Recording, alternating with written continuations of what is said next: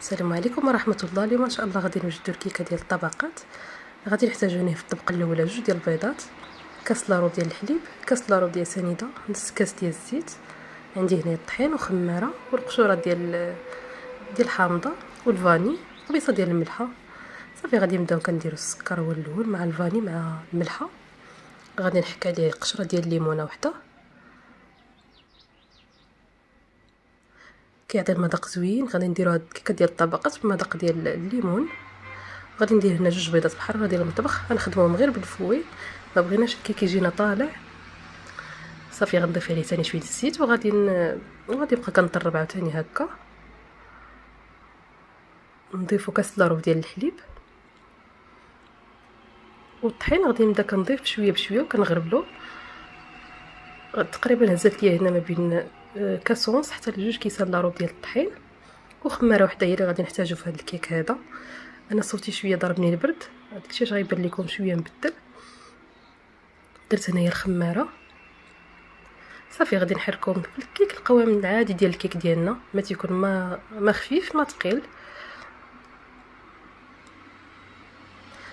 غادي نجيب هنايا طاوه كيف ديما كندهنوها وكنفرشوا ليها ورق ديال ورق سيلفيغيزي. صافي الفران كنشعلوه غير من التحت، درجه الحراره ما بين 160 حتى 180 حتى كطيب، وكنشعلو الفوق تحمر. هنا الطبقه الثانيه غادي ندير كريم باتيسير، نص اطرو ديال الحليب و3 المعالق كبارين ديال السكر سنيده، شويه ديال الفاني وقبيصه ديال الملحه، 3 المعالق كبارين ديال كريم باتيسير اللي كنديرو فيه باش كتجينا متماسكه وما كتجيناش جاريه هاد الطبقه هادي.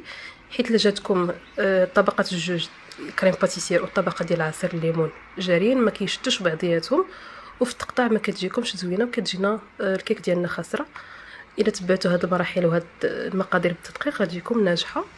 صافي درت 3 المعالق كبارين ديال المستحضر ديال الكريم باتيسير بالمذاق ديال الفاني، وزدت شويه ديال الفاني، قبيصه ديال الملحه والسكر 3 المعالق كبارين حتى 4 المعالق على حسب الذوق ديال كل واحد. صافي غنخليها فوق ملبوطه مع التحراك. انا من بعد ما طرت ليا الكيك قلبتها وجبت هنايا العصير ديال الليمون هو اللي غادي نسقي به الكيك ديالي. درت فيه معلقه صغيره ديال السكر، الا ما كان حامض غديروا فيه معلقه كبيره على حسب الليمون اللي عندكم. صافي هنايا من بعد ما طرت لينا الكريم كيف كتشوفوا كتجي ثقيله شويه ما كتجيش جاريه، ضروري تجيكم ثقيله في هاد الكيك هادي. غادي نسرحها هنايا وغادي نساويو لها الوجه ديالها باش ملي نديروا ليها الطبقه الثانيه كتجينا متساويه. صافي غادي نخليوها حتى كتبرد وكنغطيو لها الوجه ديالها مباشره بالسلوفان باش ما كديريناش هذيك القشره. صافي هنايا في الطبقه الثالثه او الاخرى عندي هنايا 300 ملل ديال العصير ديال الليمون، ما زايدتش فيه الماء، غير العصير ديال الليمون بوحدو اولا البرتقال. عندي هنا النكهه ديال الليمون وعندي شويه ديال الفاني، عندي السكر تيبقى على حسب الليمون واش حامض ولا حلو، وعندي معلقه كبيره ونص ديال المستحضر ديال كريم باتيسير هو اللي كيخليها تجي متماسكه، وجوج ديال الفاني، جوج ديال الفلون ديال الفاني باش كتجينا شاده في راسها وما كتجيناش جاريه. كيف كتعرفوا العصير ديال الليمون ماشي هو الحليب.